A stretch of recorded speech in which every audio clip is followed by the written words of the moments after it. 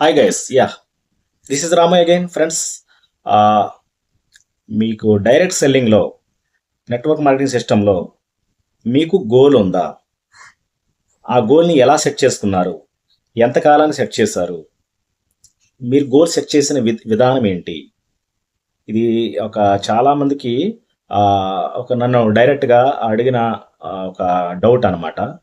అదేవిధంగా నేను చూసిన వాటిలో చాలామంది గోల్ అనేది ఎట్లా నాకు విచిత్రంగా అనిపించిన సంఘటనలు ఉన్నాయి. సో అలా ఎలా పెట్టుకోవాలి, అసలు గోల్ ఎలా పెట్టుకుంటే దాన్ని అచీవ్ చేయగలుగుతాం, అట్ ది సేమ్ టైం మాకు చాలా ఎదుటి వాళ్ళకి ఇన్స్పిరేషన్ అవుతుంది. సో ఈ విషయాలన్నీ కూడా మనం ఈ వీడియోలో డిస్కస్ చేయబోతున్నాం. ఫ్రెండ్స్, అయితే ఈ వీడియోలోకి వెళ్ళబోయే ముందు మన అమ్మ బాణం 100x ఛానల్ని సబ్స్క్రైబ్ చేసుకోని వాళ్ళంతా, అట్ ది సేమ్ టైం మీ యొక్క సబ్జెక్టు వర్తి అనిపిస్తే, అర్థమైతే లైక్ చేయండి. అదేవిధంగా మీ గ్రూప్స్లో షేర్ కూడా చేయండి. అదేవిధంగా దీంట్లో మీ గోల్స్ ఏ విధంగా పెట్టుకున్నారు, ఎలా పెట్టుకున్నారు అనేది ఇక్కడ నాకు ఇన్ఫర్మేషన్ కోసం మీరు కామెంట్ కూడా చేయండి 100%. ఎస్ ఫ్రెండ్స్, మనం టాపిక్లోకి వెళదాం. అసలు MLMలో, డైరెక్ట్ సెల్లింగ్లో ఈ యొక్క గోల్ ఏ విధంగా పెట్టుకోవాలి, ఏ విధంగా పెట్టుకుంటున్నారు అందరూ కూడా. అయితే మీరు పెట్టుకునే గోల్ ఏదైతే ఉందో అది ఒక టైం ప్రకారంగా పెట్టుకుంటారు. చాలామంది గోల్స్ నాకు నెలకింత కావాలి అని పెట్టుకుంటారు. ఇదేం జాబా నెలకింత కావాలని పెట్టుకోవడానికి? వారానికి ఇంత కావాలి, లేదా డైలీ నాకు ఇంత పేమెంట్ కావాలి. డైలీ ఇంత కావాలంటే ఎప్పటిదాకా లేదు, అర్థం? డైలీ ఇంత కావాలి, వారానికి ఇంత కావాలి, నెలకి ఇంత కావాలి, అలాంటిది కాదండి. డైరెక్ట్ సెల్లింగ్లో గోల్ సిస్టమ్ అది కాదు. అసలు అట్లా చేసుకోనే కూడదు, అలా పెట్టుకోనే కూడదు. ఓకే, అయితే మీరు అర్థం చేసుకోవాల్సింది, ఎట్టి పరిస్థితిలో మీరు ఆ టైప్లో మీరు గోల్స్ పెట్టుకోవద్దు. కానీ మీరు ఎలా పెట్టుకోవాలి, దీంట్లో పెట్టుకోవాల్సిన విధానం ఏంటి, నేను మీకు ఈ వీడియోలో ఎక్స్ప్లెయిన్ చేయబోతున్నా. అయితే నెలవారీగా, రోజువారీగా, వారాల వారీగా గోల్ పెట్టుకునే కంటే కూడా ఇంతకాలంలో నేను ఇంత అచీవ్ చేయాలి, ఇంతకాలంలో నేను ఈ టార్గెట్కి రీచ్ అవుతాను అనే మోడల్ మీరు ఎప్పుడైతే గోల్ పెట్టుకున్నారో, మీకు అది దాంట్లో సక్సెస్ అనేది వేరే లెవెల్లో ఉంటుంది అనమాట. అంటే అలా పెట్టుకోకుండా మీరు ఏం చేస్తారంటే, విడతల వారీగా, రోజువారీగా, నెలవారీగా, వారాల వారీగా పెట్టుకోవటం అనేది అది సాధ్యమే కాదు, అది అసలు కానే కాదు, దీంట్లో విధానం కాదు. ఈ జాబుల్లో పెట్టుకోవాలి, నెలకి ఎంత సంపాదించాలి అనేది ఉంటుంది కదా. అది అంటే ఓడీలు చేస్తే ఇంకా ఎక్స్ట్రా, ప్రైవేట్ జాబుల్లో ఓకే, అట్లా ఎక్స్ట్రా ఓడీలు చేస్తే నెల కింద సంపాదించాలి. పోయిన నెల ఒక 20,000 తీసుకున్నాను, ఈ నెల ఇంకో 10,000 తీసుకుంటే తప్ప నేను ఈఎంఐలు అన్ని కవర్ చేసుకోలేను, కాబట్టి ఇంకో 10,000 ఎక్స్ట్రా సంపాదించాలి ఈ నెల, వచ్చే నెల ఇంకో 10,000. అలా టార్గెట్లు అట్లా జాబులు చేసుకోవచ్చు. డైరెక్ట్ సెల్లింగ్లో కాదు. డైరెక్ట్ సెల్లింగ్లో అలాంటి గోల్స్ మాత్రం, అలాంటి టార్గెట్లు మీరు పెట్టుకోకండి. ఏం పెట్టుకోవాలి? నేను డైరెక్ట్ సెల్లింగ్ బిజినెస్ స్టార్ట్ చేసిన తర్వాత ఫస్ట్ 6 months, 1 year ఏదైతే ఉందో, ఇదంతా కూడా ఒక ట్రైనింగ్ పీరియడ్ అండి. అదంతా కూడా గుర్తుపెట్టుకోండి. మీరు ఐడి వేసింది మొదటి సంవత్సరం అంతా కూడా ఇన్కమ్ వస్తుంది, మీరు చేస్తూ ఉంటుంది. అంతా కూడా కాన్స్ట్రక్షన్ పీరియడ్. అది ఆ కాన్స్ట్రక్షన్ పీరియడ్లో ఎక్కువ పెద్ద మొత్తంలో ఇన్కమ్స్ మీరు ఎక్స్పెక్ట్ చేయకండి. మొదటి ఇయర్ అంతా కూడా ఆ విధంగా ఉండొచ్చు ఇంచుమించుగా. ఆఫ్టర్ దట్ ఏమవుతుందంటే, మీరు టీమ్ బిల్డింగ్ అయిన తర్వాత అక్కడి నుంచి జరిగే మెయిన్ ఒక డూప్లికేషన్ ఎప్పుడైతే బాగా స్టార్ట్ అవుతుందో, ఎప్పుడైతే కాంపౌండింగ్ వెర్షన్ స్టార్ట్ అయ్యిందో, మీకు ఆటోమేటిక్ అక్కడి నుంచి వచ్చే ఇన్కమ్ అనేది అల్టిమేట్ ఉంటుంది. మీరు కష్టపడి, అంటే ఫస్ట్ కష్టం అంతా ఎక్కడ, మొదటి ఇయర్లోనే కష్టం. ఎందుకని ఏమండి, ఆ కాంపౌండింగ్ లెవెల్లో వెర్షన్స్ అంతా కూడా కంటిన్యూ అయ్యే టైంలో పెద్ద కష్టం కాదు అది, ఎందుకంటే అది ఆటోమేటిక్ సిస్టమ్, అది ఆటో పైలట్ సిస్టమ్. ఓకే, ఈ స్టార్టింగ్ కన్స్ట్రక్షన్ టైం ఏదైతే ఉందో ఆ టైంలోనే మీరు కష్టపడాలి, 1 to 1 కాంటాక్ట్ చేయాలి, మాట్లాడాలి, వాళ్ళకి కన్విన్స్ చేయాలి, వాళ్ళకి అర్థమయ్యేటట్టు చేయాలి, వాళ్ళకి మీ మీద నమ్మకం కలిగించాలి, మీ ప్రాజెక్ట్ మీద నమ్మకం కలిగించాలి. ఏమండి, ఈ యొక్క లీగాలిటీస్ వగైరా అన్నిటి మీద, ప్రోడక్ట్ మీద, అన్నిటి మీద కూడా మీరు వాళ్ళ యొక్క మైండ్ని మీ వైపు కన్వర్షన్ చేసుకొని వాళ్ళని ఓకే చేయించుకోగలిగితేనే మీరు అక్కడ సక్సెస్ వైపు ఉంటారు, లేకుంటే కాదు. కానీ అది అయిపోయిన తర్వాత, ఆ పీరియడ్ అయిపోయిన తర్వాత, కొంత కన్స్ట్రక్షన్ అయిపోయిన తర్వాత వాళ్ళ ద్వారా జరిగే బిజినెస్ ఉంటుంది చూడండి, అక్కడ చాలా కేర్ఫుల్గా లేకపోతే మళ్ళీ అది కూడా జరగదు. కానీ అప్పుడు ఆటోమేటిక్గా మంచి ఇన్కమ్ తీసుకునే స్థాయిలో మీరు ఉంటారు. అయితే ఇక్కడ పాయింట్ ఏంటంటే, మీ గోల్, మీ టార్గెట్ దేనికి పెట్టాలి? రోజువారీగా, నెలవారీగా ఇట్లా కాదు. మీరు కనీసం ఒక 1 year స్పాన్ అయిన తర్వాత ఒక 2-3 yearsలో ఇంత సంపాదించాలి. మొదటి 3 సంవత్సరాల్లో నా సంపాదన ఎంత ఉండాలి, మొదటి 4 సంవత్సరాలు నా సంపాదన ఎంత ఉండొచ్చు.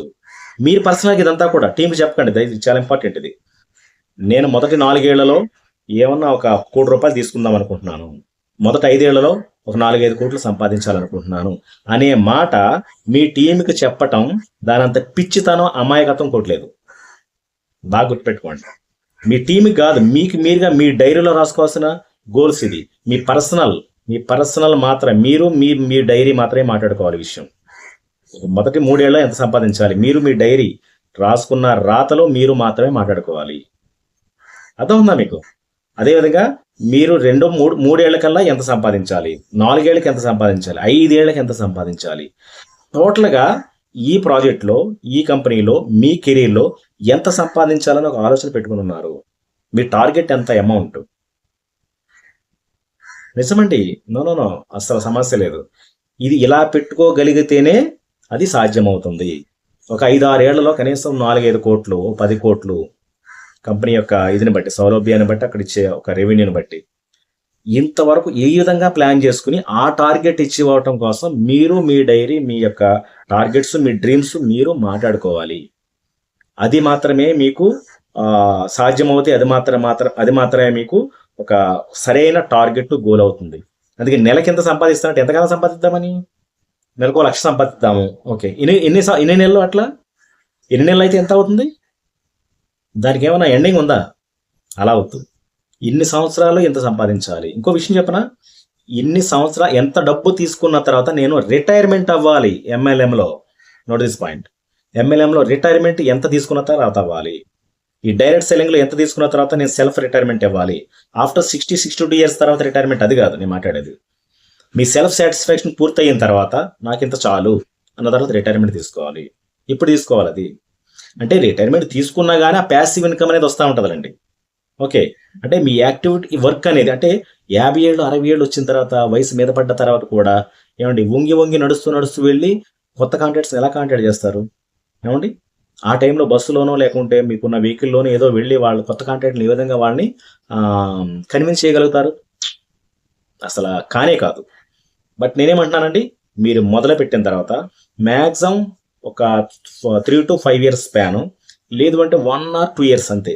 ఇక అంతకు మించి టైం వెళ్ళింది అంటే మీరు నెట్వర్క్ మార్కెటింగ్ చేయటం మానేయండి. వద్దిక అంటే అంతకు మించి టైం పెట్టుకున్నారు అంటే రాంగ్ అంటున్నాను నేను అనేది. అది ఒక 6 years 7 years స్పాన్ కంటే దాటింది అంటే ఎంఎల్ఎంలో మీరు పెట్టుకున్న టార్గెట్, అంటే మీరు ఏదైతే అనుకుంటున్నారో అమౌంట్ ఎంత అయితే ఫైనాన్షియల్ ఫ్రీడమ్గా ఇంత ఉంటే నేను సెటిల్ అవుతాను అనుకుంటున్నారో అంత లోపు కూడా సాధ్యం కావట్లేదు అంటే మాత్రం మీరు చేయొద్దు. అలా వద్దు. మ్యాక్స్ ఒక 7 yearsలో మీ టార్గెట్ అచీవ్ అయిపోవాలి. అది 3 కోట్లైనా 30 కోట్లైనా. మీకు అర్థమవుతుందా?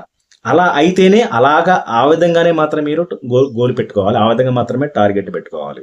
అందుకని నెలకింత, వారానికింత, రోజుకింత. ఒకవేళ మీ కంపెనీలో డైలీ పేమెంట్ ఉండొచ్చు, అయితే డైలీ ఎంత, వారం పేమెంట్ ఉండొచ్చు, వీక్లీ ఎంత, ఏమంటే నెల పేమెంట్, మంత్లీ ఎంత, అదేం గోల్. అది టార్గెట్ కాదు. ఒకవేళ మంత్లీ సీలింగ్ ఏదైతే ఉందో, సీలింగ్ కానీ మ్యాక్సిమం పేమెంట్ కానీ మీరు తీసుకున్నా అది గోల్ కాదు. మీ గోల్ ఎట్లా ఉండాలి, మొత్తం లంసంగా ఉండాలి కదా. ఇన్ని కోట్లు ఎంఎల్ఎంలో నేను తీసుకోవాలి, ఈ ప్రాజెక్ట్లో ఇన్ని కోట్లు నేను గెయిన్ చేయాలి.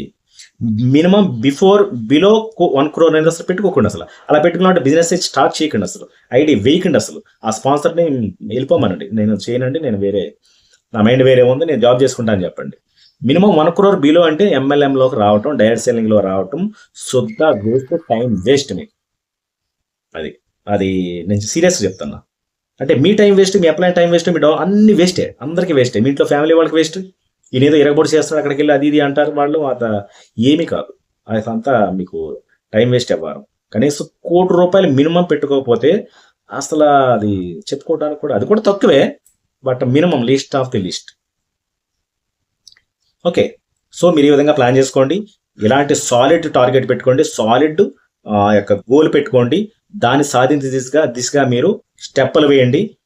ఒకవేళ మీరు చెప్పాలనుకుంటే మీకు నమ్మకమైన అప్లయన్స్, డౌన్లైన్ కాదు చెప్పాను కదా, నమ్మకమైన అప్లయన్స్ ఎవరైనా ఉంటే వాళ్ళతో షేర్ చేయండి. వాళ్ళకి ఏమాత్రం కొంచెం బుర్రున్నా, ఆలోచన ఉన్నా, సీనియారిటీ వాళ్ళ దగ్గర ఉన్నా, మీ గోల్ని చూసి వాళ్ళు హ్యాపీ ఫీల్ అవుతారు, జెలసీ ఫీల్ అవ్వరు. ఈ మాట ఎందుకు చెప్తున్నా, జెలసీ ఫీల్ అయ్యే దరిద్రం కూడా ఉంది కొన్ని చోట్ల.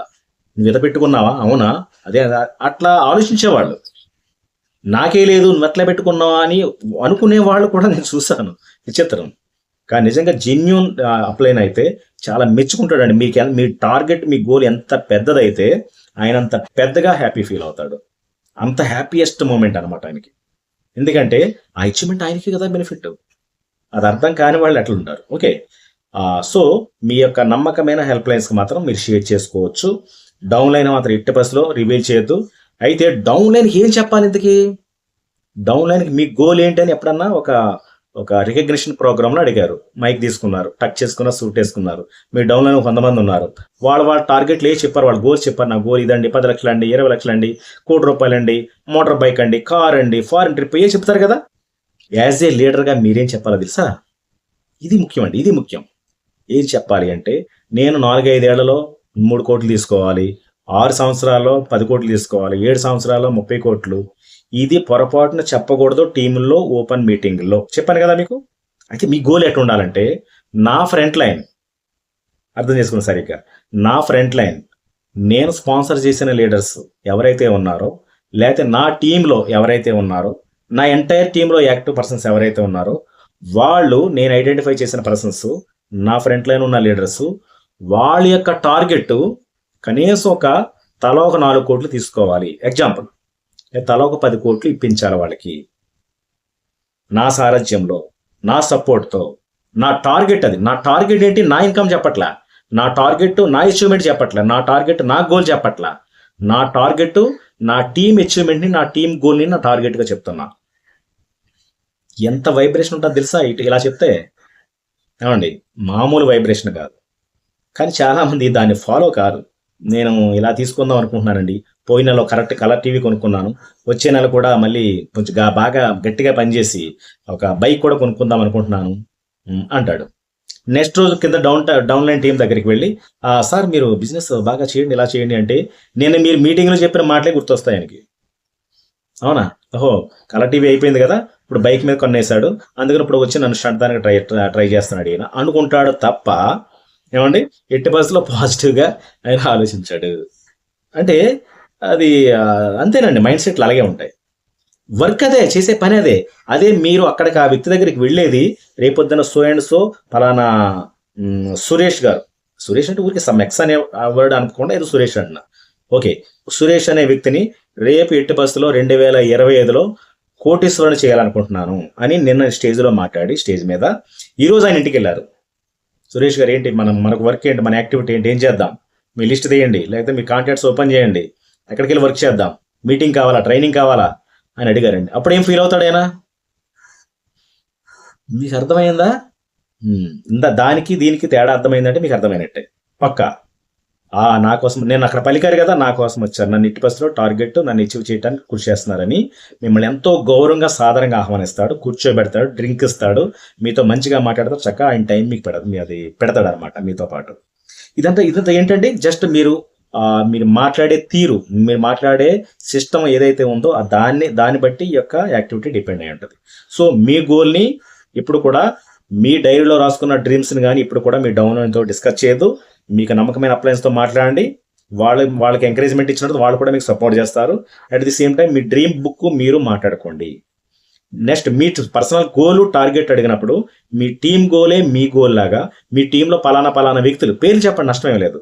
లేకపోతే నా టీంలో ఫ్రంట్ లైన్ ఎవరైతే ఉన్నారో వాళ్ళని, లేకపోతే నా టీంలో నేనే స్పాన్సర్ చేసిన వ్యక్తులు ఎవరైతే ఉన్నారో యాక్టివ్ లీడర్స్, వారిని నేను ఇంతకాలంలో కరోడుపతిస్ చేయాలనుకుంటున్నాను, ఇంతకాలంలో తలా ఒక 5 కోట్లు ఇప్పించే దిశగా నేను వర్క్ చేయాలనుకుంటున్నాను, ఇంతకాలంలో వాళ్ళని ఒక డైరెక్ట్ సెల్లింగ్లో రిటైర్మెంట్, ఒక ఫైనాన్షియల్ ఫ్రీడమ్, అల్టిమేట్ ఇన్కమ్ తీసుకునే విధంగా తయారు చేయాలనేది నా సంకల్పం, నా గోలు, నా టార్గెట్. ఎలా ఉంటుందండి? మామూలుగా ఉండదండి. ఇది నేర్చుకోండి, ఈ లాజిక్ నేర్చుకోండి. మీ టీం మీకు కూడా వెంటబడతారు, మిమ్మల్ని మొక్కుతారు. ఏమండి, మీరు లేనిదే, మీతో మాట్లాడితే వాళ్ళకి పూట గడవదు. ఇది వాస్తవం. ఎస్ ఫ్రెండ్స్, మరొక మంచి ఎక్సలెంట్ ఎపిసోడ్తో మళ్ళీ మనం కలుద్దాం. Thank you so much. Bye.